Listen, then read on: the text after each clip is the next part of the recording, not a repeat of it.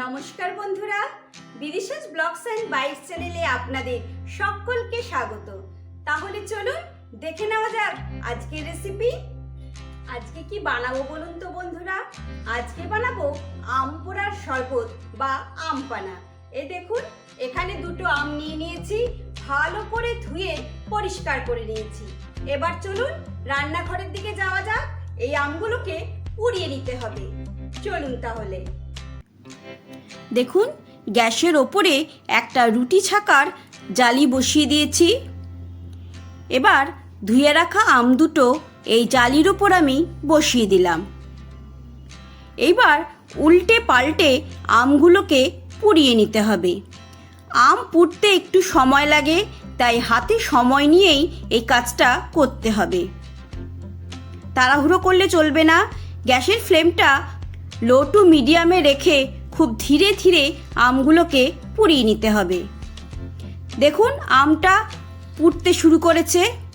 এইভাবে উল্টে পাল্টে আমগুলোকে আমি পুড়িয়ে নেব। দেখুন, আমগুলো বেশ ভালো করে পুড়ে গেছে। প্রায় 12 থেকে 13 মিনিট লাগলো আমগুলোকে পুড়িয়ে নিতে। এইবার আমি গ্যাসের ফ্লেমটা বন্ধ করে দিলাম। এইবার আমগুলোকে একটা প্লেটের মধ্যে তুলে নিয়ে আমি ঠান্ডা করে নেব।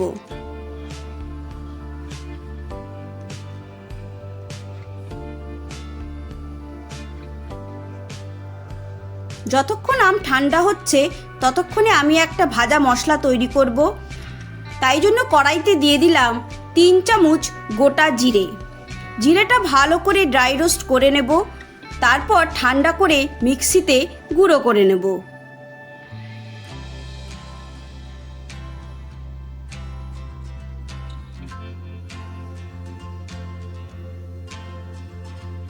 দেখুন, এইদিকে আমও খুব ভালো করে ঠান্ডা হয়ে গেছে।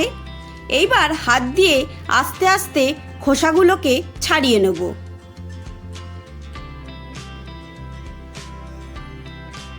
দেখুন কতটা ইজিলি খোসাগুলো উঠে যাচ্ছে। আম যদি খুব ভালো করে পোড়ানো হয় তাহলে খোসা ছাড়াতে একদমই অসুবিধে হবে না। এইভাবে টান দিলেই খোসাগুলো ধীরে ধীরে উঠে যাবে।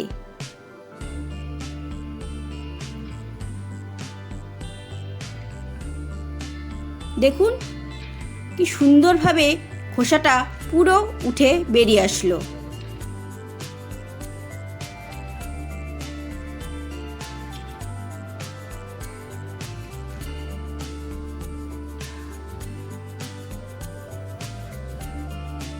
দেখুন, গোটা আমটার খোসাটা আমি ছাড়িয়ে নিয়েছি।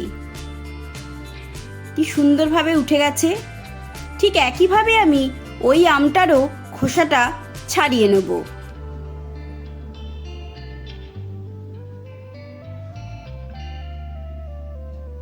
এই আমের খোসাটাও দেখুন কতটা সুন্দরভাবে উঠে হাতে চলে আসলো।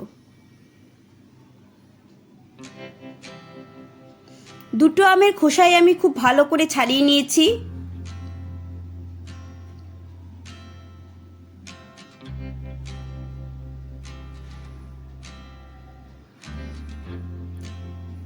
দেখুন, অল্প অল্প পোড়া খোসা রয়েছে, এর জন্য আমি হালকা করে আম দুটো জল দিয়ে ধুয়ে নেব। দেখুন, ধুয়ে পরিষ্কার করে নিয়েছি। এইবার আম দুটোকে আমি হাত দিয়ে ভালো করে চটকে আমের গায়ের মাংসটা বের করে নেব আর আটিটা বাদ দিয়ে দেব। হাত দিয়ে এইভাবে চাপ দিলেই দেখবেন আমের মাংসগুলো বেরিয়ে আসবে।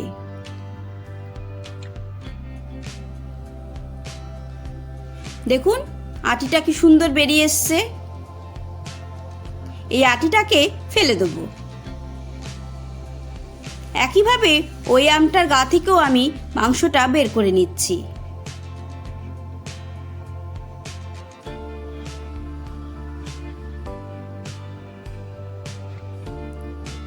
এইবার এই আমটাকে আমি একটা মিক্সার জারের মধ্যে নিয়ে নেব।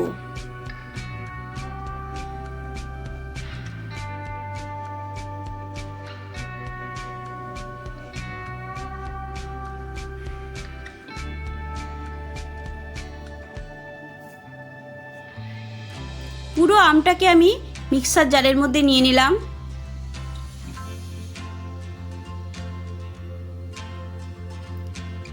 দেখুন নিয়ে নিয়েছি পুরোটাই। এইবার আমি এর মধ্যে অ্যাড করব 1 চামচ বিট নুন, 1 চামচ চাট মশলা, 2টো কাঁচা লঙ্কা। আপনারা ঝালটা নিজেদের মন মতোই ব্যবহার করবেন। যদি আপনারা ঝাল পছন্দ না করেন তাহলে লঙ্কাটা স্কিপ করতে পারেন। আর দিয়ে দিলাম 1 চামচ ভাজা জিরের গুঁড়ো। যে জিরেটা আমি গুঁড়ো করে রেখেছিলাম সেই জিরের গুঁড়োটা অ্যাড করে দিলাম। এইবার দিয়ে দিলাম 4 চামচ মতো চিনি। মিষ্টিটা আপনারা যেমন খান সেই বুঝে ব্যবহার করবেন। আবার আম কতটা টক তার উপরেও মিষ্টিটা নির্ভর করে।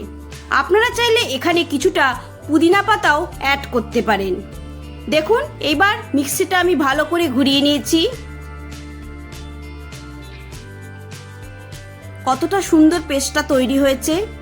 এইবার পেস্টটা আমি একটা বাটির মধ্যে ঢেলে নিলাম। এই আমের পেস্টটা আপনারা অনেক দিন পর্যন্ত ফ্রিজে স্টোর করে রাখতে পারবেন। যখন মন চাইবে তখন বের করে আমের শরবত, আমপানা তৈরি করে নিতে পারবেন। এবার চলুন আমপানাটা বানিয়ে নেওয়া যাক। আমি গার্নিশিং করব বলে কিছুটা বিট নুন একটা প্লেটের মধ্যে নিয়ে নিলাম। এটা একদমই অপশনাল, আপনারা না চাইলে করবেন না। দিয়ে দিলাম অল্প একটু লাল লঙ্কার গুঁড়ো, ভালো করে মিশিয়ে নিলাম। তার উপর দিয়ে দিচ্ছি হাফ লেবুর রস, ভালো করে একটুখানি মাখিয়ে নিলাম। এবার যে গ্লাসটায় আমি আমপানার শরবত বানাবো সেই গ্লাসের চারিপাশে একটু লেবুর রস মাখিয়ে নিলাম। এবার গ্লাসটাকে উপুর করে নিয়ে নুন আর লঙ্কার মধ্যে এইভাবে ধরলেই দেখবেন কি সুন্দরভাবে চারিপাশে নুনটা আর লঙ্কাটা লেগে গেছে। সুন্দর লাগছে দেখতে। চলুন এবার শরবত বানিয়ে নেওয়া যাক। 1 গ্লাস শরবত বানানোর জন্য এখানে আমি প্রায় 4 চামচ মতো আমপানা নিয়ে নিলাম।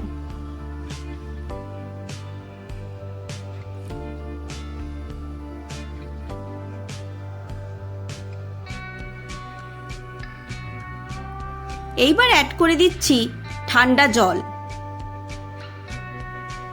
আপনারা চাইলে এখানে সোডা ওয়াটারও ব্যবহার করতে পারেন।